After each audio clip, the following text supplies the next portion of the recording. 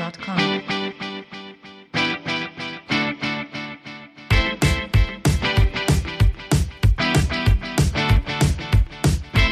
La Turquie connaît ses plus belles années au début des années 2000, obtenant une magnifique 3e place en Coupe du Monde 2002. Fait assez rare, le sélectionneur de l'époque, Şenol Güneş, est de retour à la tête de la sélection pour l'Euro 2020. Lui qui connaît bien le succès peut être un atout de taille pour sa sélection. Alors l'équipe est prête et a déjà fait tomber les champions du monde français en juin dernier.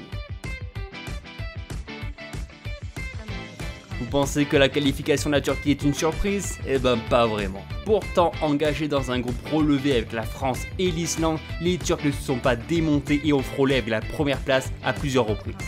Finalement, ils terminent deuxième avec 23 points, mais c'est surtout leur stade défensif qui font baver avec seulement 3 buts encaissés, soit le meilleur ratio de ces qualifications. Le plus beau but est l'œuvre de la star du Milan AC, auteur d'une belle frappe contre l'Albanie, 2-0.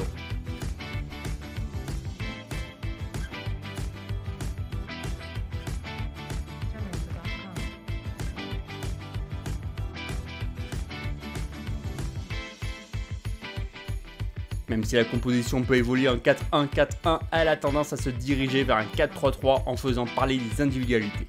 La faculté du sélectionneur turc de changer son système en cours de match est fondamentale. Le groupe reste très attentif aux consignes du coach. Je ne vais pas me lancer dans une épellation des noms, mais l'effectif reste jeune et les futurs talents de demain sont déjà bien implantés dans les gros clubs européens. Il est l'une des révélations de Leicester cette saison, Çağlar Söyüncü est le taulier des Foxes depuis le départ de Maguire. Du haut de son 1m87, il remporte l'ensemble de ses duels aériens. Il anticipe bien les coups et maîtrise très bien ses tacles. Si la Turquie a encaissé peu de buts, il le doit en partie grâce à lui. L'arrivée, ou plutôt le retour de Güneş à la tête de la sélection turque est plus que positif. Chaque formation est différente et le sélectionneur s'adapte essentiellement aux adversaires. Il sait que l'effectif est loin d'être du cabaret de l'Allemagne ou de la Belgique, alors il demande de la flexibilité de la part de ses joueurs. Dans les phases défensives, fort d'une charnière centrale très jeune mais déjà très performant dans les duels aériens, la Turquie peut repousser des centres aisément. Contre les grosses nations, la formation passe en 4-1-4-1 avec deux lignes verticales très compactes entre la défense et le milieu où les espaces sont très minces et les passes sont très compliquées à effectuer pour les adversaires. Offensivement, la formation se regroupe en 4-3-3 où les milieux de terrain montent très haut, quasiment sur la même ligne que les attaquants afin de recevoir les longues passes venant de l'arrière. Il y a une certaine liberté sur le terrain, les joueurs sont libres d'exprimer leur talent.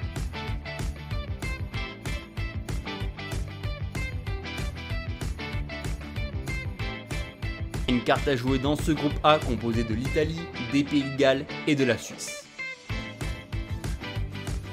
Et maintenant je vais dire pourquoi et comment la Turquie peut remporter cet Euro 2020. D'abord parce que la Turquie s'adapte au jeu adverse. Ce genre de méthode se retrouve souvent en club. Alors le fait que le sélectionneur arrive à mettre en place un système de jeu flexible est un énorme atout en vue de la compétition. Parce que la défense est en feu, pourtant elle est jeune, mais cela reste la meilleure de toutes les qualifications. S'ils reproduisent le même schéma tactique, ils seront difficiles à franchir. Enfin le coach Şenol Güneş, déjà en place en 2002 lors du parcours historique en Coupe du Monde, il a décidé de revenir à la tête de la sélection 17 ans plus tard. Un risque? Pas tellement, il a déjà un ratio très convaincant avec 8 victoires en 11 matchs. Attention tout de même à certaines incertitudes en attaque. Certes, elle reste emmenée par le joueur d'Everton Cenk Tosun, mais elle reste la moins efficace. Pourtant dominatrice contre l'Andorre ou l'Albanie, elle a surtout marqué 8 de ses 18 buts contre la Moldavie. Une certaine inexpérience, le groupe dispose de jeunes talents. Pas forcément une faiblesse, mais la pression d'une grande compétition européenne peut mettre à défaut certains joueurs qui auront du mal à exprimer leur talent. Merci à tous d'avoir suivi cette vidéo, n'hésitez pas à me dire dans les commentaires si vous pensez que la Turquie peut créer la surprise et remporter cet Euro 2020. N'hésitez pas comme d'habitude à vous abonner à ma chaîne YouTube, à activer les notifications pour ne pas perdre un seul épisode de cette nouvelle série en route vers l'Euro 2020, à vous abonner sur mes réseaux sociaux et moi je vous retrouve à très bientôt pour un épisode 8 de folie. Salut les gars, ciao.